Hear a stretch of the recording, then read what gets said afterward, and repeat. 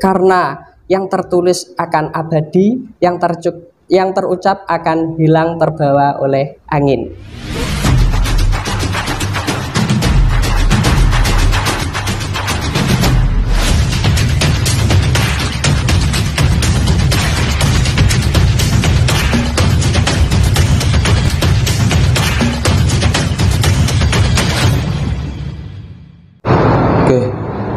Assalamualaikum warahmatullahi wabarakatuh. Waalaikumsalam. Alhamdulillahirobbilalamin. Assalatu wassalamu ala asyrofil anbiya'i wal mursalin sayyidina wa maulana Muhammadin wa ala alihi washabihi ajmain. Amma ba'du. Berjumpa lagi dengan kami podcast PCNU Kabupaten Pati. Pada kesempatan sesi kali ini kita bersama Pak Siswanto, salah satu kontributor penulis di website PCNU Pati seperti itu.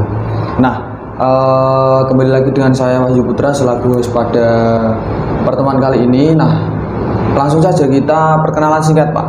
Dari Pak Siswanto memperkenalkan diri, dari mana? Monggo. Oke. Terima kasih untuk waktunya. Assalamualaikum warahmatullahi wabarakatuh. Waalaikumsalam warahmatullahi wabarakatuh.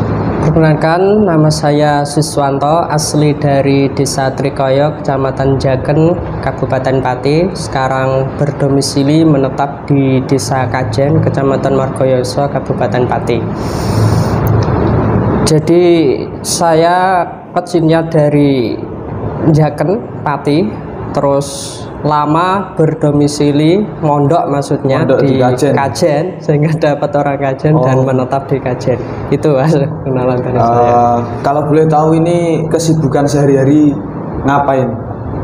Sehari-hari saya kesibukannya adalah pertama ngajar di Institut Pesantren Metul Fala atau IPMAFA. Dosen ya? Dosen di situ, khususnya di pengembangan masyarakat Islam. PMI. Yeah. Selain itu juga saya ikut memakmurkan Masjid Nurul Ihsan depan rumah persis. Di Kajen berarti ya Pak? Di Waturoya kalau masjidnya, tapi berbatasan dengan Kajen. Selain itu juga mengampu taman baca di kampung halaman saya, Desa Trikoyo, Jaken Pati. Taman baca ya Pak? Iya. Berarti di rumah panjenengan? Terus ada seperti perpustakaan kecil gitu atau gimana? Ya, sebuah perpustakaan yang mana ini untuk apa itu namanya menyebarkan, mentransformasikan minat baca terhadap masyarakat sekitar, baik anak-anak, remaja, dewasa dan lansia. Nah, itu setiap hari atau ada hari-hari tertentu, misal pada hari libur lah, Sabtu Minggu, atau setiap hari taman baca itu? Ya, hari libur tentunya. Hari. Kalau dulu setiap hari, karena saya belum menikah kan fokusnya kan di rumah dan ngajar, ya kan. Sekarang sudah domisili di Kajen, ya otomatis agak dikurangi. Begitu. Oke, berarti Bapak ini sebagai kontributor penulis ya? Iya. Di website PCNU Kabupaten Pati. Nah, itu sejak kapan Pak? Untuk kapan dan mulai menulis ya, sebagai kontributor di PCNU Pati ini sendiri, saya ini mulai aktif istiqomah itu sejak tahun 2001. 2001? Ya. Di PCNU? Mohon maaf, 2021. Ya. 2 tahun yang lalu. 2 tahun yang lalu. Sebenarnya sudah ikut andil sebelum istiqomah ya aktif, itu sudah sering ngisi, cuma mandek gitu. Dikarenakan ya barangkali belum konsisten dalam dunia menulisnya, dan baru tahun 2021 itu mulai aktif hingga sekarang ini di PCNU Pati. Oke, kalau dari tulisan Bapak tersendiri itu sejak kapan? Maksudnya hobi menulisnya dari sekolah dulu ataukah sudah lulus pas waktu mondok atau gimana? Oke. Untuk hobi menulis ini saya salurkan sejak waktu pasca sarjana di UIN Sunan Kalijaga Yogyakarta. Oh, berarti lulusan UIN Yogyakarta? Iya, masih menjadi mahasiswa pasca sarjana ya. Kalau S1 ya baru sekedar mengenal, tapi belum begitu saya geluti, belum begitu saya tekuni. Baru S2 ini minat giroh saya menulis ini sudah mulai tumbuh. Hingga sekarang ini saya istiqomahkan setiap hari Sabtu itu pasti saya menulis di PCNU Kabupaten Pati. Nah, selain di PCNU ataukah ada kesibukan yang lain, maksudnya menulis artikel di mana atau menulis buku atau apa? Ya, untuk sementara memang belum ada. Kalau dulu saya menulisnya itu di ikro.id, NU online, yang PB itu. Terus juga ada di kalam.id. Terus media-media online lainnya. Oke. Berarti yang ditulis itu seputar apa berarti? Fokus saya itu lebih ke satu ke pesantren, dua ke NU, baik ketokohan, sejarah, terus ekonomi, pendidikan. Selain itu juga saya juga menulis tentang sosok tokoh pesantren, kiai, ulama khos, karismatik. Oh gitu. Berarti kalau sosok ulama karismatik itu Bapak tersendiri udah pernah nulis itu berapa tokoh ulama seingatnya Bapak? Kalau seingat saya ada satu ulama khos Kajen ya, terutama ada Mbah Abdullah Zain Salam, Mbah Sahal Mahfud, ada Mbah Arwani Kudus, dan juga Kiai Alhamdulillah dari Rembang, Solang itu sendiri. Kiai Alhamdulillah. Ya, itu namanya Mbah Syahid. Oh, Mbah Syahid. Ya, dijuluki Kiai Alhamdulillah. Setiap kali dia mendapatkan rezeki, mendapatkan musibah, pasti yang terucap dari lisan beliau Alhamdulillah. Alhamdulillah. Ya. Terus ada lagi ya? Abahnya Gusmus. Ya, Kiai Bisri Mustafa itu. Tentang apa itu namanya? Menulis itu sebagai apa itu seperti mesin jahit, seperti menjahit. Menulis itu seperti menjahit. Karena harus tekun, harus teliti, harus apa itu detil kayak gitu. Oke. Nah, selama menulis ini kita bicara biografi kiai-kiai tokoh-tokoh tadi ya. Itu yang paling sulit, maksudnya kita cari informasinya sulit dan sebagainya itu ada.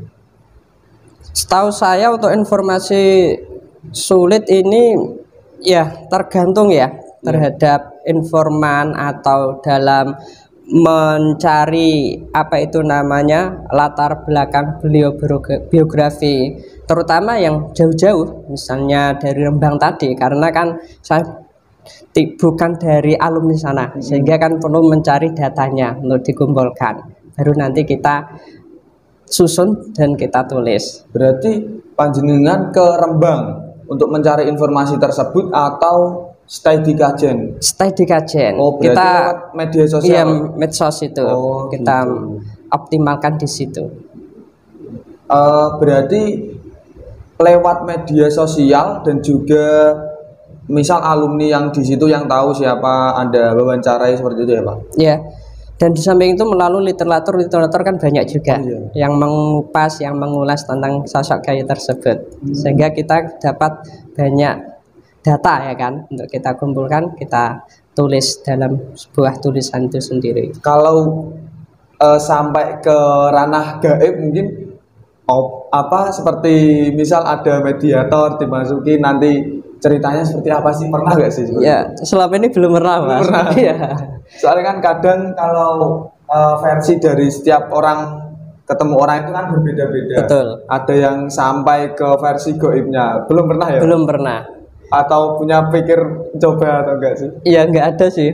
Kita hanya nulisnya sebatas refleksi ya kan, hanya sebatas tulisan-tulisan sederhana di mana nanti ini bisa menginspirasi para santri, para pembaca dan para penikmat. Sehingga dari tulisan tersebut nantinya pembaca tersebut dapat mengambil manfaatnya dan hikmahnya.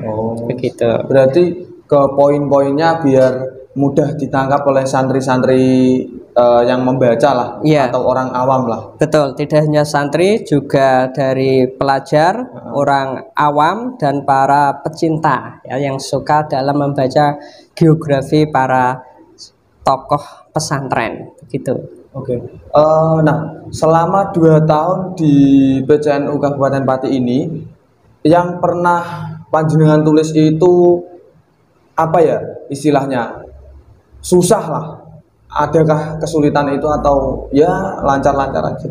Ya, untuk kesulitan, ya ini memang kadang namanya ide kan ini ada mandeknya ya. Oh, Ya. mood ya. Ya, ya bukan mood saya kira sih. Namanya semacam kayak kesusahan untuk mendapatkan ide gitu loh. Sehingga ini perlu satu membaca literatur baru, yang kedua memperbanyak diskusi.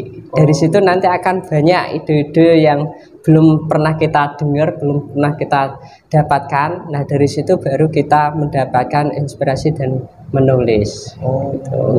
berarti selama membuat artikel ini pun banyak diskusi ya? Salah satunya di situ, Oh, banyak salah diskusi ya. Ataukah ada forum khusus untuk itu atau enggak sih?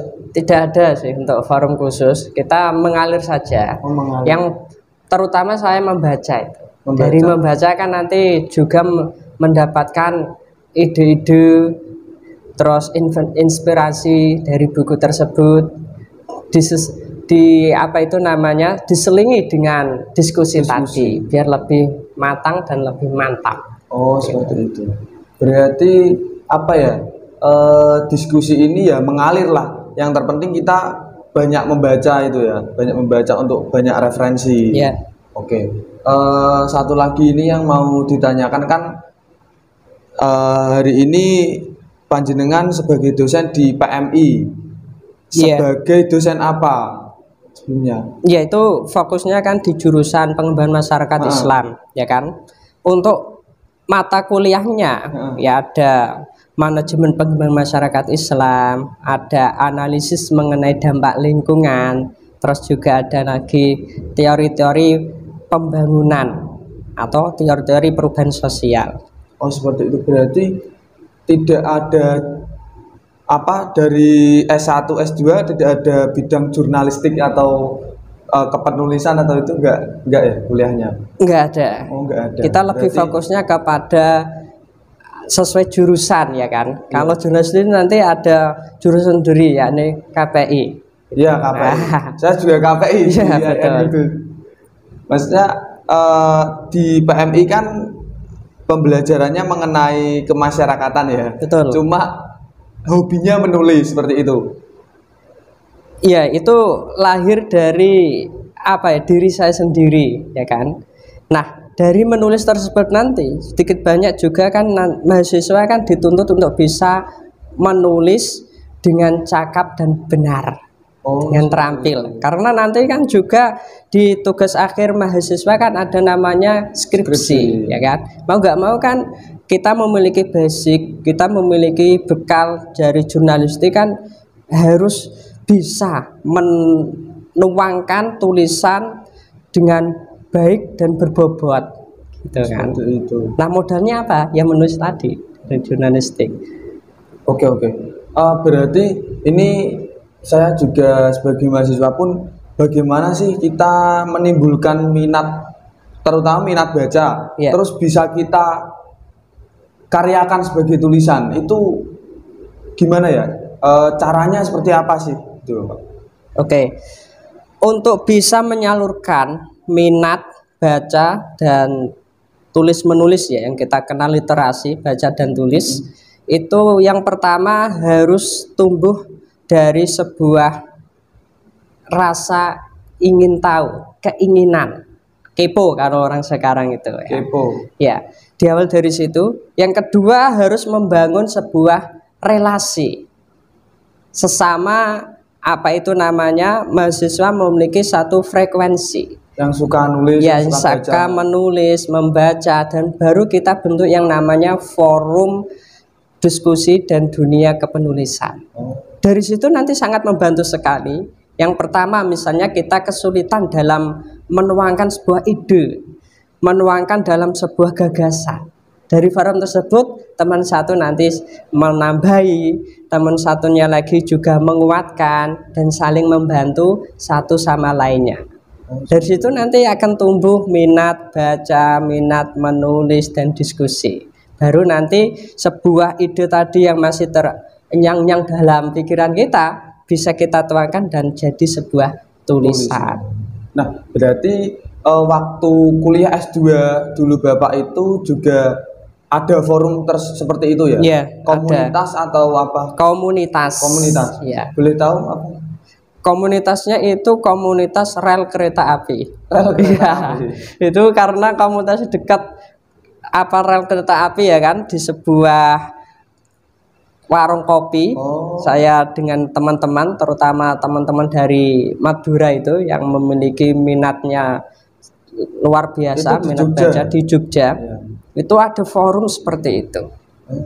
Dan forum-forum lain juga banyak. Kita tinggal pilih. Forum menulis, forum diskusi, forum bedah film, bedah buku, sastra dan lain sebagainya. Tinggal kita minatnya, kecenderungannya di mana.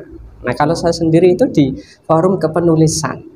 Kepenulisan. Iya. Itu mahasiswa-mahasiswa yang di Jogja di warung kopi sebelah kereta, rel kereta itu mendiskusikan tentang bacaan lalu dituangkan ke tulisan. Betul, ya. Selain itu juga nanti masing-masing anggota wajib mempresentasikan satu buku yang dinilai dia favorit, ya kan? Nanti dikaji bareng-bareng, dibedah, dikritisi baik sisi penulisannya, isinya, atau apa itu namanya konten yang ada dalam buku tersebut. Nah, inilah fungsinya dari mahasiswa untuk bisa berpikir lebih kritis. Oke. Nah, kita kembali lagi ke website PCNU ya. Betul ya. Nah, apa sih, minta contoh satu tulisannya Bapak dong yang di website PCNU Kabupaten Pati. Ya, kalau contohnya nanti bisa di searching di website PCNU Pati sendiri. Pertama, saya lebih ke backgroundnya ke pemberdayaan masyarakat. Jadi NU dalam pemberdayaan ekonomi masyarakat. Nah, ada kita kenal Nahdlatul Tujar itu sendiri. Isinya itu seperti apa? Ya, tentang satu pengentasan kemiskinan. Ya kan, mengurangi kemiskinan. Kedua, memberikan apa itu namanya program-program yang mengarah ke kedaulatan atau empowerment agar manusia ini bisa berdaya, mandiri dan sejahtera. Ini output dari program tersebut. Sehingga kalau sejahtera, nanti kan manusia ini atau masyarakat bisa fokus beribadah. Selain itu juga tidak ketergantungan sosial dengan orang lain atau dengan pemerintah maupun dengan stakeholder-stakeholdernya, para tokoh masyarakat itu. Orang berdaya kan nanti dia lebih optimis dalam menjalani hidupnya dan lebih yakin dan lebih mantap gitu loh. Nah, contoh orang yang berdaya ya Pak, ya. Itu seperti apa sih kok sampai tidak tergantungan dengan sosial, stakeholder itu seperti apa? Ya, orang yang berdaya itu orang yang sudah mandiri, tentunya secara income-nya juga tercukupi, tidak berlebih-lebihan ya kan. Satu itu. Yang kedua juga tidak kebingungan, kesulitan dalam mencari ekonomi. Nah, yang ketiga nantinya dia juga lebih fokus dalam menjalani ibadah sebagai ritual hamba dengan Tuhan Sang Kholik, ya kan? Fungsinya di situ. Sehingga nanti dalam bahasanya Kiai Sahal Mahfud ada Sa'adat Tarain, atau yang kita bahagia dunia dan akhirat. Nah, yang poin awal tadi kan mentas dari kemiskinan. Nah, itu mentas dari kemiskinan kan belum berdaya ya Pak? Maksudnya kalau berdaya kan kita income-nya jelas, tidak berlebihan juga, kita bisa fokus kepada yang kuasa. Nah kalau masih dalam proses mentas dalam kemiskinan itu loh, yang ditulis di website itu seperti apa? Ya. Apakah tips atau apa? Ya, untuk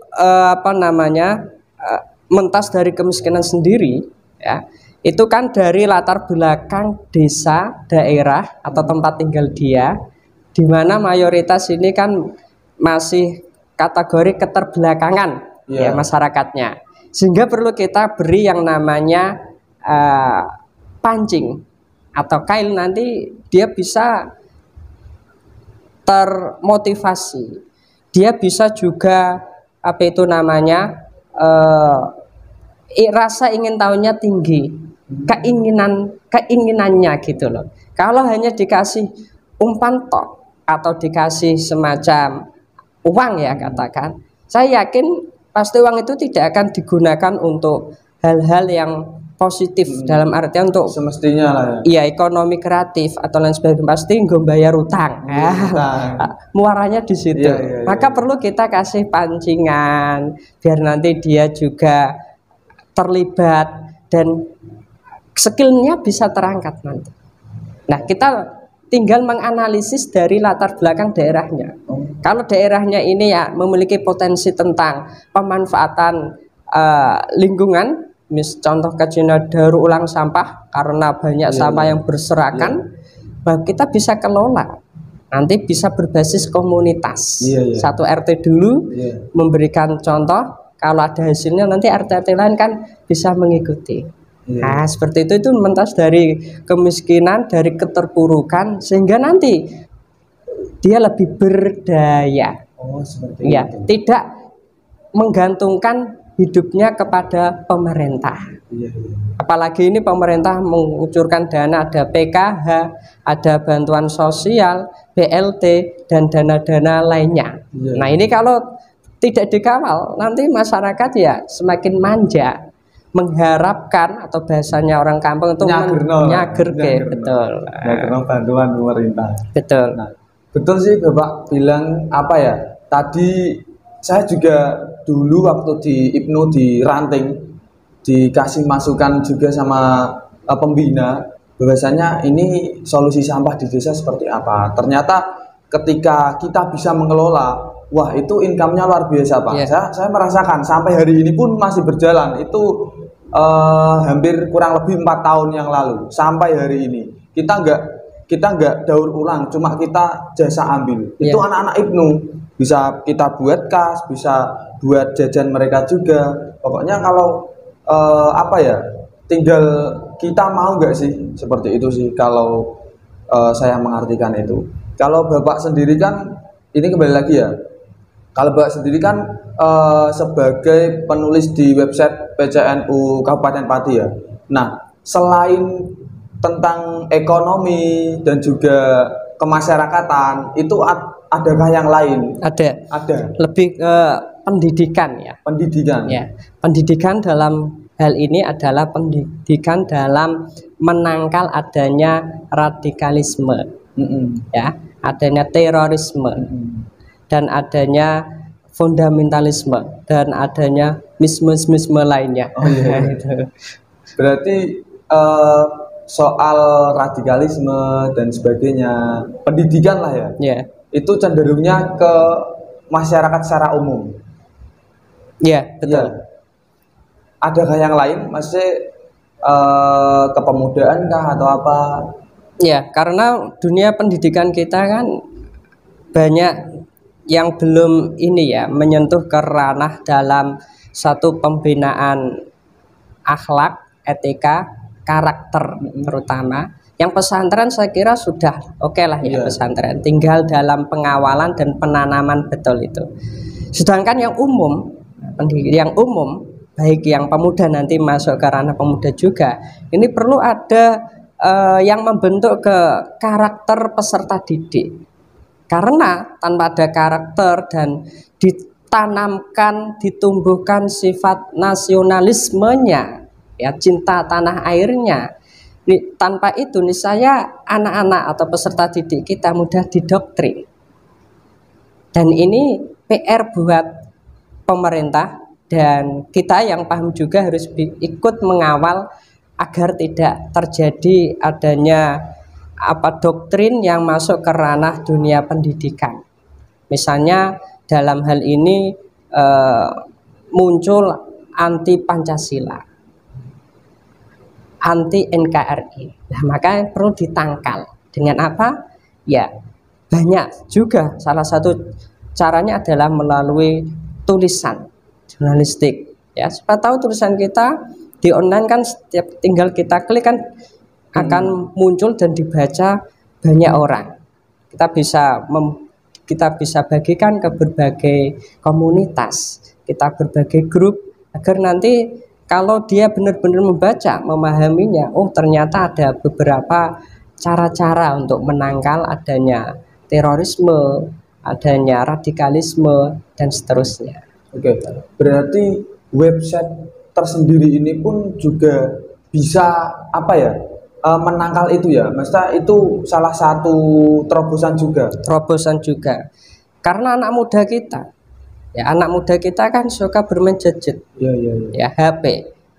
Nah, coba kita kenalkan, ya, coba kita arahkan anak-anak muda itu biar tidak jadi pengangguran banyak acara itu. Pengacara. Ya, jadi perlu kita arahkan. Cobalah sekali-kali kita kunjungi di website PCNU Pati. Di situ ada banyak rubrik, banyak pilihan yang bisa kita klik, bisa kita baca sesuai dengan kebutuhan dan keinginan kita. Nah, di awal dari situ, siapa tahu nanti dia membaca satu artikel, tertarik dan seterusnya akan menjadi candu, menjadi penggemar, menjadi pengikut setia sendiri itu. Berarti peluang berapa persen sih anak muda hari ini mengklik itu link atau ya tautan untuk masuk ke website PCNU itu? Ya, kalau untuk presentasinya ya karena ini butuh riset ya, jadi saya belum tahu untuk detailnya. Mungkin kalau saya mencoba menganalisis ini sekian persen lah, 1,sekian% ya. Karena apa? Para pemuda sekarang ini mengalami semacam degradasi dalam artian penurunan dalam minat baca sendiri, sehingga ini perlu ada forum-forum khusus seperti sampean mengajak teman-temannya, komunitasnya untuk gemar dalam membaca. Kita kenalkan yang paling sederhana saja itu. Lama-lama nanti kalau minatnya tumbuh, rasa ingin tahunya tinggi, baru kita kenalkan yang agak berat-berat sedikit. Nah, ini biar ada semangatnya untuk terus di-upgrade dalam pengetahuan tentang dunia literasi tersebut. Oke. Menurut Bapak ini seberapa mempengaruhi sih website PCNU Kabupaten Pati ini? Maksudnya seberapa membentuk karakter, maksudnya mempengaruhi entah itu masyarakat, entah anak muda dari segi ekonomi, terus pendidikan. Ini menurut Bapak sendiri? Ya, ini saya kira penting. Karena era sekarang adalah era jihad cyber. Jihad cyber? Ya, ini kita gaungkan terus. Iya. Biar nanti mereka yang hobinya game online atau hanya fokus bermain online itu, entah jualan, entah menyalurkan hobi game tersebut atau hobi-hobi lainnya. Nah, ini penting karena dalam bermedia itu sasarannya adalah medsos itu kan sebagai medianya untuk berinteraksi, untuk mempromosikan sebuah produk, untuk hal-hal yang sifatnya sangat muskil dulu sekarang sangat dimudahkan, instan dan pragmatis. Sehingga media inilah salah satu caranya bentuk jihad kita yang melalui media dalam menulis ataupun dalam bercakap-cakap dan seterusnya. Ini media sangat berpotensi selain untuk membentuk karakter juga, yang kedua ada nilai edukasinya, terutama ini yang dalam hal tanda kutip positif ya. Ini media untuk era saat ini sangat tepat sekali. Oke. Sebelum kita akhiri ini, apa ya closing statement dari Bapak mengajak teman-teman yang di rumah, baik yang masih muda, sudah tua, Ya. menimbulkan minat baca lah, sama nanti kita ke tulisan saja, dari membaca kita hasilkan tulisan. Oke. Ya, kepada teman-teman semua yang ada di rumah, pesantren, lembaga pendidikan maupun di sanggar, taman baca maupun di tempat-tempat lainnya, saya mengajak baik dari diri saya sendiri kepada Hendi Taulan sendiri, mari kita tuangkan ide-ide kreatif kita dalam bentuk tulisan, dalam bentuk dokumentasi, karena yang tertulis akan abadi, yang terucap akan hilang terbawa oleh angin. Demikian dari saya, terima kasih. Terima kasih dari Bapak Iswanto. Seperti itu, jadi teman-teman menulislah, karena kalau tulisan itu abadi ya. Kalau ucapan akan hilang terbawa angin. Seperti itu. Jadi teman-teman di rumah, ayo mari kita sama-sama menulis, karena itu yang menjadi abadi. Nah, seperti itu. Dan kita ingatkan lagi, jangan lupa like, komen, dan juga share sebanyak-banyaknya, karena ini juga termasuk jihad ya Pak. Yeah. Seperti tadi katanya jihad ya. Ini yang paling tepat hari ini juga kita melakukan jihad media. Betul. Karena eranya sudah digital. Nah, oke, mungkin cukup sekian podcast pada pertemuan kali ini dengan Bapak Siswanto. Terima kasih Bapak sudah meluangkan waktu untuk podcast pada siang hari ini. Kurang lebihnya dari saya mohon maaf apabila tutur kata atau perbuatan yang kurang berkenan, mohon maaf. Wassalamualaikum warahmatullahi wabarakatuh.